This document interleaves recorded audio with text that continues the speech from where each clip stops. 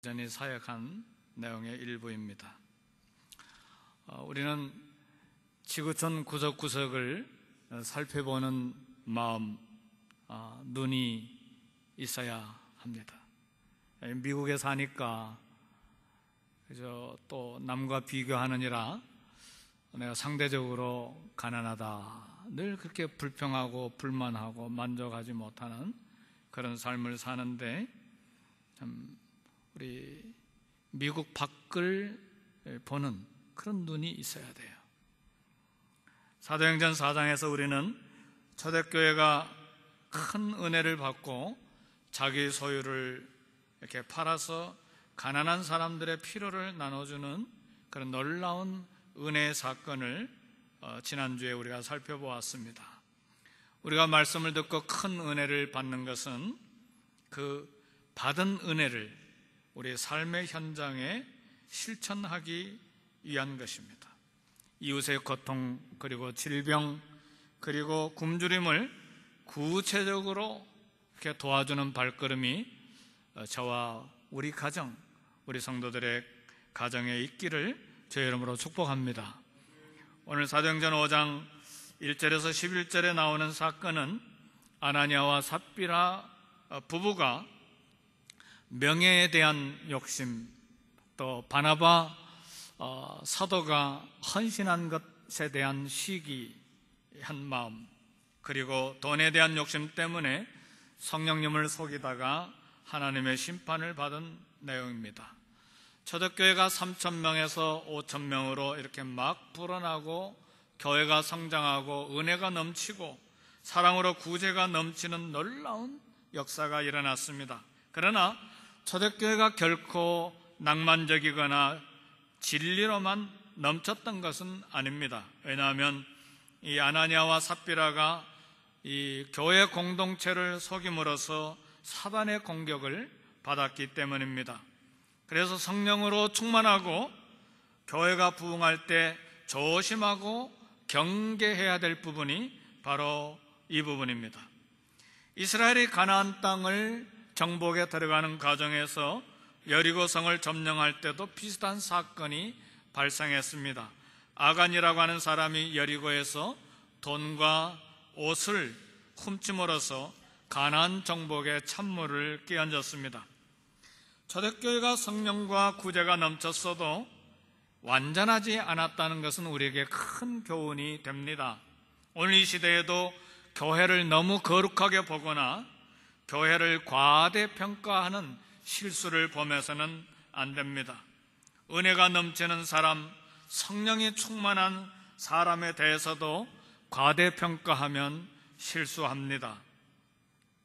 성령의 역사가 충만한 곳에 마귀의 활동도 왕성하게 있기 때문에 그렇습니다. 그래서 성경은 말합니다.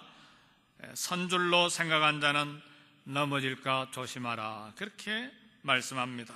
그래서 은혜가 충만할 때, 선한 일을 행할 때 마귀로 틈을 타지 않도록 우리는 늘 경계해야 합니다. 성경은 말합니다. 마귀의 계계를 능히 대적하기 위하여 하나님의 전신갑주를 입으라, 그렇게 말했습니다. 우리 며칠 전에 새벽기도 시간에도 그렇게 우리 한번 실습을 했죠. 구원의 투구와 의의 흉배와 그 다음에 진리의 허리띠와 복음의 신발과 그리고 믿음의 방패, 성령의 금, 이것들이 전신갑주이잖아요.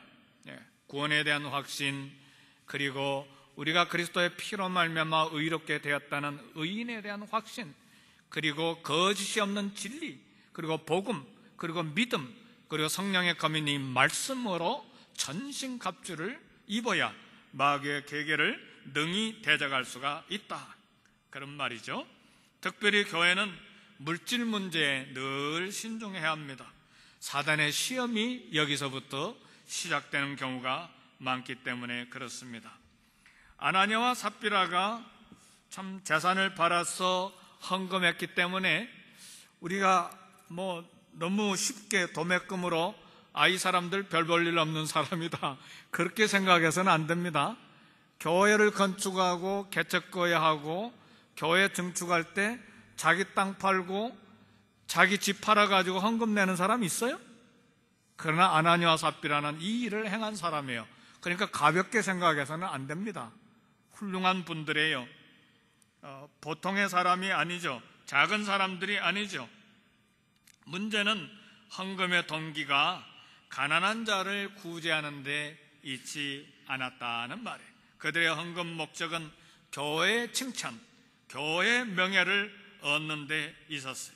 그리고 그 판돈의 일부를 감추고 전부인 것으로 거짓 말하는 죄를 범한 것입니다. 아마도 교회에 이미 약속하고 광고가 돼 있었겠죠. 그러니까 하나님이 팔으라고 이야기한 적도 없고, 판돈을 다 내라는 이야기 한 적도 없고, 절반 내라는 이야기 한 적도 없고, 아무 말씀하시지 않고 스스로가 그렇게 하겠다고 약속한 것인데 이게 전부입니다 라고 교회의 거짓을 이야기했을 때 이 문제가 이제 심각한 초대교회의 사단의 공격이 된 것입니다. 그래서 본문 5장 3절 4절을 보면 베드로가 이르되 아나니아야 어찌하여 사단이 내 마음에 가득하여 내가 성령을 속이고 땅값 얼마를 감추었느냐. 땅이 그대로 있을 때에는 내 땅이 아니며 판 후에도 내 마음대로 할 수가 없더냐. 어찌하여 이 일을 내 마음에 두었느냐. 사람에게 거짓말한 것이 아니요 하나님에게로다 그랬어. 많은 사람들이 하나님을 속일 수 있다고 생각합니다. 왜요? 사람을 속일 수 있으니까. 사람 속일 수 있잖아요. 그러니까 하나님도 속일 수 있는 것으로 생각하는데, 그러나 오늘 본문에 보니까 성령님을 속일 수가 없고 하나님을 속일 수가 없다 그렇게 말합니다. 오늘 본문 5장 1절에서 11절은 성령님께서 교회의 임재에 계신다는 것을 말합니다. 교회의 임재에 계시기 때문에 절대로 성령님을 속일 수 없다. 그래서 바울은 고린도전서 3장 16절에서 17절 사이에 이렇게 이야기합니다. 너희가 하나님의 성전인 것과, 너희는 누굽니까? 교회를 말하는 것이죠. 너희가 하나님의 성전인 것과 하나님의 성령이 너희 안에 계시는 것을 알지 못하느냐. 너희 안에 계신다는 말은 교회 공동체에 계신다는 말입니다. 누구든지 하나님의 성전을 더럽히면 하나님이 그 사람을 멸하시리라. 하나님의 성전은 거룩하니 너희도 그러하니라 그랬어요. 하나님의 임재를 히브리어로 아마 들으신 분이 있을 거예요. 쉐키나라고 하면 쉐키나. 하나님이 거기 거하시다. 쉐키나 그렇게 말을 해요. 구약시대 때 하나님의 쉐키나는 구름 기둥 가운데 있었고 성막 언약궤 위에 계셨어요. 오늘 하나님의 쉐키나, 하나님의 임재는 우리 교회 공동체 안에 계십니다. 성령이, 하나님의 성령이 너희 안에 거하시는 줄을 알지 못하느냐. 그래서 우리 교회 공동체에 하나님의 임재, 성령님의 임재, 하나님의 쉐키나가 있다는 말입니다. 그러므로 하나님과 성령님의 임재 앞에서 누구도 거짓을 행할 수 없다 그 말이죠. 그러나 오늘날 세상을 보면 정치인들은 국민을 속이고, 상인들은 고객을 속이고, 부부는 서로를 속이고, 이웃이 이웃을 속이는 아주 어두운 세상이에요. 그래서 교회는 이 거짓을 경계해야 합니다. 교회가 아무리 열심히 봉사하고 헌신해도 거짓말하고 속이는 사람은 극히 경계해야 돼요. 왜요? 교회의 순결과 진실이 없다면 사람이 늘어나고 헌금이 많아지고 기적이 일어난다고 해도 그건 교회가 아니기 때문에 그렇습니다. 교회 공동체는 성령 하나님이 임재에 계시는 하나님의 쉐키나가 있기 때문에 순결과 진리로 지켜야 된다는 말입니다. 우리 하나님의 심판과 교훈을 오늘 본문을 통해서 받아야 되는데, 하나님을 속인 아나니아와 삽비라가, 이 부부가 심판으로 엎드러져서 죽었어요. 이 일을 들은 모든 초대교회 공동체가 두려워했어요. 크게 두려워했어요. 근데 많은 사람들이 이 사건에 대해서 우리 하나님 심판이 너무 가혹했다 그렇게 불평을 합니다. 그래서 차라리 이 사건이 전설이었으면 좋겠다 그렇게 생각도 해요. 어떤 신학자들은 하나님께 불평이 가지 아니하도록 베드로가 너무 전곡을 찔러가지고 이 두 부부가 심장사로 죽었다. 그래서 하나님께로 가는 불평을 베드로에게 가도록 그렇게 만들려고 하는 신학자도 있어요. 그러나 오늘 본문은 분명히 말하기를 그 죽음이 정확하게 하나님을 속이고 성령님을 속였기 때문에 하나님으로부터 온 심판이었음을 말합니다. 이 사건을 통해서 우리는 부부 생활에 대한 교훈도 받습니다. 부부가 한 몸이 되는 것은 무엇입니까? 하나님 앞에서 진실과 거룩을 지키는 일에 하나가 되기 위해서 한 몸이 되는 것입니다. 그러나 아나니와 삽비라는 한 몸이 되고 하나가 되되 무슨 일에 하나가 됐어요? 하나님을 속이고 교회 공동체를 속이는데 한 몸이 되고 하나가 됐어요. 부부는 진실과 거룩으로 교회 공동체를 세우는 일에 한 마음 하나가 되어야 합니다. 우리 모든 성도들이 진실과 거룩을 세우는데, 우리 교회 공동체를 순결과 거룩으로 세우는데 한 몸과 하나가 되시기를 주의 이름으로 축복합니다. 지난 4월 달에 2달 전에 우리 오목장이 후원하는 우크라이나 정관석 선교사님으로부터 선교 편지가 왔어요. 지난 겨울이 우크라이나에 너무 추운 날씨가 길어져 가지고 140명이나 죽었대요. 그러니까 텔레비전에 노인들이 뜨거운 물주전자를 이렇게 안고 앉아있는 텔레비전이 방영이 됐대요. 그러면서 선교제 간지 20년이 됐는데 따뜻한 캘리포니아가 그립습니다. 그런 편지를 보내왔어요. 근데 조금 더 편지 내용을 읽어보니까 작년 가을부터 일하기도 싫고 설교하기도 싫고 사람 만나기도 싫고, 그래서 왜 그런가 했더니 어떤 사람이 남자에게 온 갱년기라 뭐 그랬대요.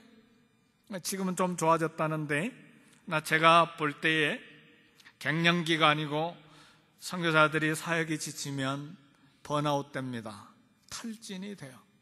이런 경우에 우리 교회는 얼른 이 초청을 해서 게스트하우스 같은 데 모셔다 놓고 식사도 대접하고 쉬게 하고 또 새벽으로 설교할 기회도 드리고 이렇게 해서 회복시켜 드려야 돼요. 이게 우리 교회들이 해야 될 일입니다. 이런 경우에는 길지 않아요. 몇 개월 쉬면 되는 것이거든요.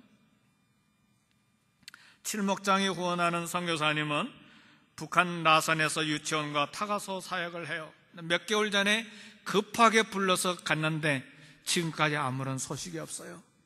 걱정이 돼요. 어떤 일이 벌어졌는지. 북한에서 불러갔잖아요. 기도하고 있어요, 사랑하는 성도 여러분.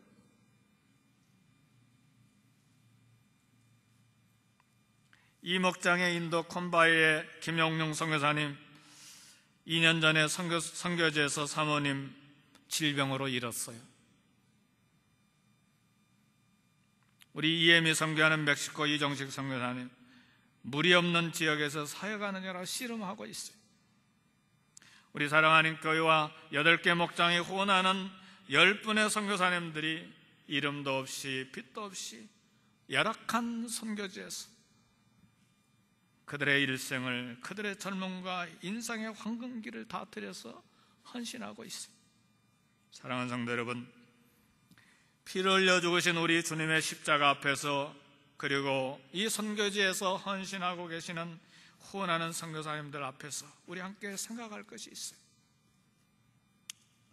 우리의 명예가 내 이름을 내는 것이 그처럼 중요합니까? 교회에서 뭐 해서 내 이름이 드러나야 그걸 그렇게 중요합니까? 더 많은 것을 소유하는 것이 그처럼 중요합니까? 하루에 한 끼 먹지 못하는 일이 매일처럼 진행되고 있는 이 아프리카, 중앙아프리카의 부룬디 사정 봤잖아요. 방금 손가락에서 막 피가 뚝뚝 떨어지는데 아픈 줄도 모르고, 병원에 누워있는 아기 살을 꼬집어도 아픔 감각하지도 못하고, 이게 우리 지구촌의 현재 상황들이에요. 뭐가 불만이고 뭐가 만족하지 못해서, 뭐가 감사하지 못해서 늘 그렇게 불만스러운, 불만족한 가운데서 삽니까?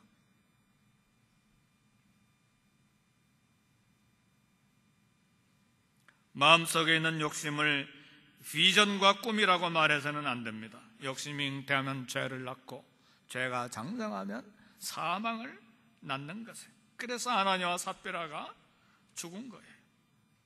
사랑하는 성도 여러분, 많은 돈, 사업 번성을 원하십니까?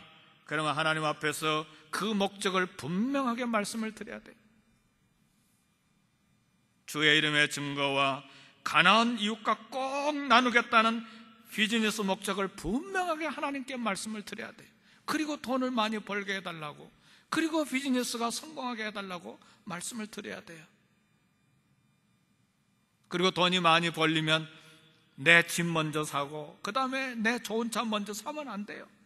그건 더 풍성해졌을 때, 여유가 더 많아졌을 때 해야 될 일이고, 약속대로 이 가난한 지구촌 구석구석을 돕는 일을 먼저 해야 해요. 이게 우선순위입니다.